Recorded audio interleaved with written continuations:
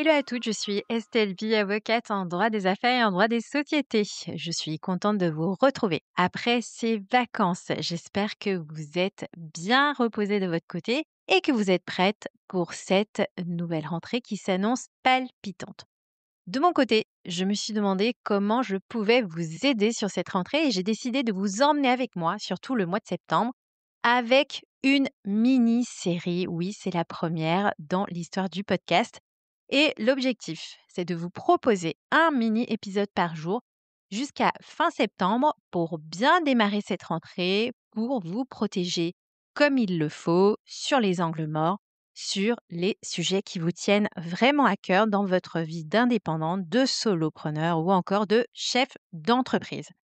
Et donc aujourd'hui, on va parler de ce doute que vous êtes nombreuses à traîner comme un petit caillou dans votre chaussure et sur lequel vous n'êtes pas la seule à galérer, à savoir la fameuse question de est-ce que j'ai le bon statut? Est-ce que j'ai la bonne structure? Pas au moment évidemment où vous êtes lancé, parce qu'évidemment quand vous êtes lancé, vous êtes un grand nombre à ne pas forcément vous poser, on va dire, cette question et en fait vous êtes tellement prise dans l'excitation que vous vous lancez comme ça.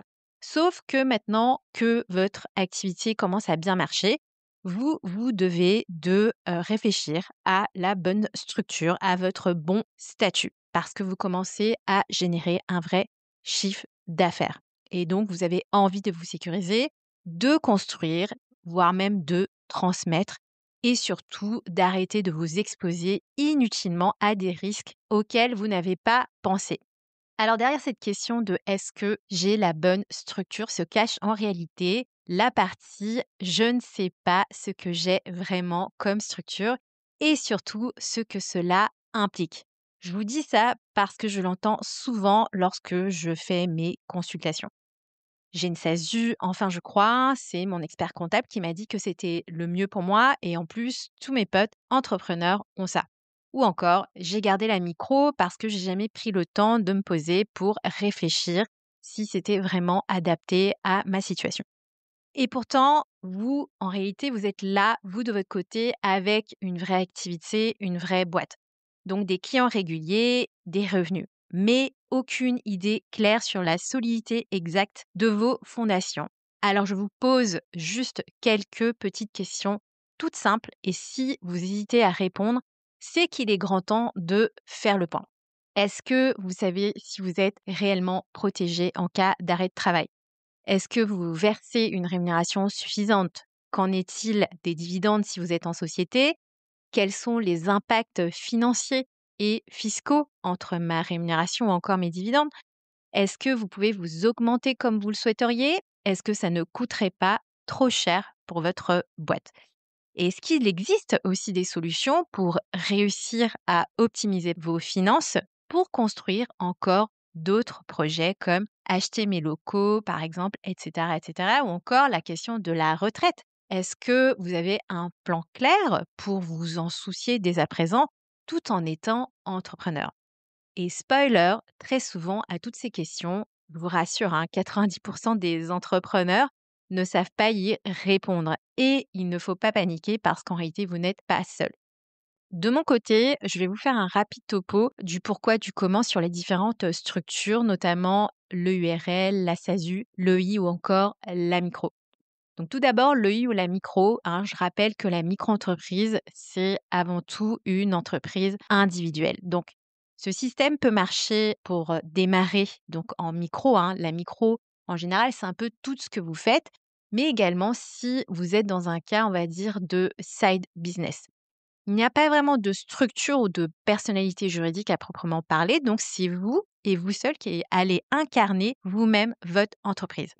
Votre patrimoine, donc, est automatiquement séparé en un patrimoine professionnel et un patrimoine personnel. Et là où est-ce qu'il y a un petit red flag, c'est que, attention, quand vous commencez à faire du chiffre d'affaires, parce que forcément, ça peut commencer à piquer au niveau des impôts.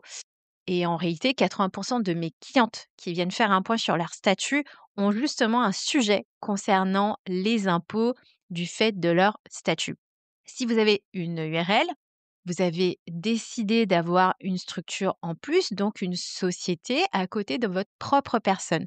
Donc il y a une vraie dissociation juridique, hein, entre vous et votre société. Et c'est la solution souvent préconisée si vous souhaitez payer typiquement le moins de charges, notamment sur la partie rémunération. Attention, en revanche, si vous décidez de vous verser beaucoup de dividendes, et là, en fait, effectivement, il pourrait y avoir un impact au niveau des cotisations sociales. Il faudra aussi faire attention donc sur le sujet de la protection sociale, notamment en cas d'accident du travail. Il peut aussi y avoir un impact sur la question du congé maternité. Sur la SASU, même chose, donc vous avez une structure, c'est souvent la solution qu'on va proposer aux personnes qui sont encore bénéficiaires de l'ARE, de l'assurance chômage.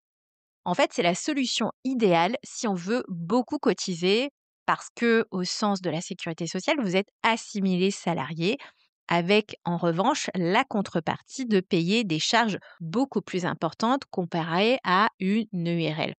Et donc, la structure a essentiellement l'avantage, hein, de permettre un versement de dividendes avec un coût qui serait moins important. Et donc, vous comprendrez qu'en réalité, sur cette question du choix du statut, il y a des implications très différentes qui vont varier en fonction des objectifs personnels de chacun. Ce qui veut donc dire que, en fait, on ne change pas de structure pour changer de structure ou encore de statut. On va regarder plusieurs choses. Ce que vous gagnez aujourd'hui et ce que vous souhaitez gagner à terme, ce que vous vous versez aujourd'hui et combien ça va coûter à votre entreprise, ce que vous voulez faire dans 2, 3, 5 ans, en ce compris typiquement les projets personnels comme avoir un enfant ou encore acheter un bien, que ce soit professionnel ou encore personnel. Et surtout si aujourd'hui, la structure actuelle vous permet de sécuriser votre parcours au niveau protection sociale, votre patrimoine ou encore les éléments de protection par rapport à vos proches.